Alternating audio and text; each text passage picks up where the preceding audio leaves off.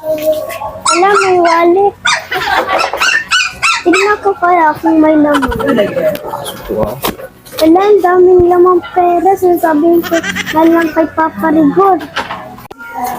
Papa Rigor, Papa Rigor, nakapulot po ako ng pera. Ito po, oh, tinignan ko po, marami pong pera. Ah, nakapulot ka ng pera? Tama-tama, ipabibili tayong bigas. Papa Rigor, kasi po mawawalan po sila ng pera. Pag gano'n din po tayo, mawawalan din po tayo. Ay, oo nga pala, no? Soli na lang din natin yan. Tingnan ko nga kung gano'ng karaming laman. Wow, ang daming laman. Daming sana natin pambiling bigas. Opo nga po. Ano ba pangalan? Paano po natin Ay, may pangalan. magbibigay? Mauralyn Sarmentab. Ay, sige, soli na lang natin kay Mauralyn Sarmentab. Dali na lang natin doon sa may barangay.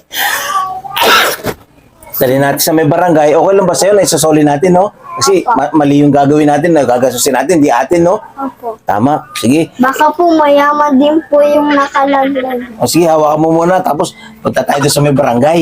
O sige, una ka na lang doon muna. Asikasuhin ko muna to, ha? Sige po. Sige. Tama-tama, isuli natin to. Para na sa ganun, hindi natin, kasi pag hindi ate, dapat isuli natin. Opo. Oo, sige, tama yan. Talaga, soli Dito natin. po po nakita. Ayan, dali natin sa barangay para maano kung saan ang address o yung pangalan. Ha? Sige, tara na.